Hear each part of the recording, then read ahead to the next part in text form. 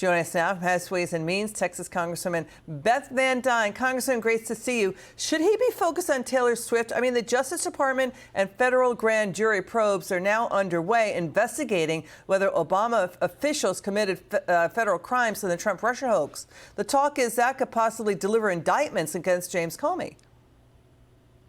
Did anybody else watch this? In one, it was extremely cringeworthy. But two, did you think you were watching like an outtake of a really bad Ben Stiller movie? You're like, this is true. This is a guy who was running our FBI. This is a gentleman who had all sorts of intel. And now he's talking about how he is fantasizing about Taylor Swift as he cuts his yard.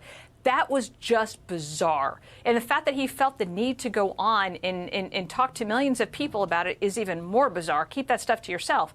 But he's talking about what the world stage is like now and how embarrassing it is. Let's see. We've got control of our border. We've got, leaders from around the planet who are coming to the U.S. at the request of President Trump to actually work on peace deals. We've got, trillions of dollars of private investment.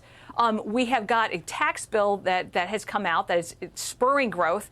These are things that are happening under this president, and he's talking about Taylor Swift.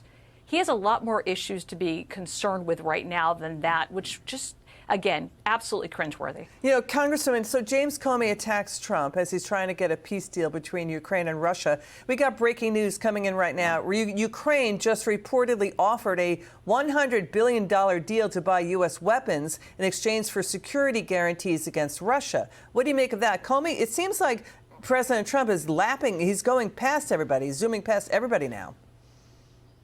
Well, I think, the auto pen that we had in the White House was not able to come to any of these deals. You didn't have the other leaders of the free world that are willing to work with our former President Biden, but you are having them absolutely because of the strength that Trump is showing. Give the president credit what credit is due. He is pulling together these people at the table because they recognize that millions of lives are being lost and they want to come to a peaceful resolution. And he's trying to figure out how to do that. They're putting everything on the table, having legitimate negotiations. So, look, I think it was fine that he met with Putin and he said, this is how we're moving forward. He's meeting with all these other leaders, including Zelensky, to say this is how we're going to end this war. Let's get your input on it and let's all come to a reasonable conclusion and let's get something out of it for the U.S.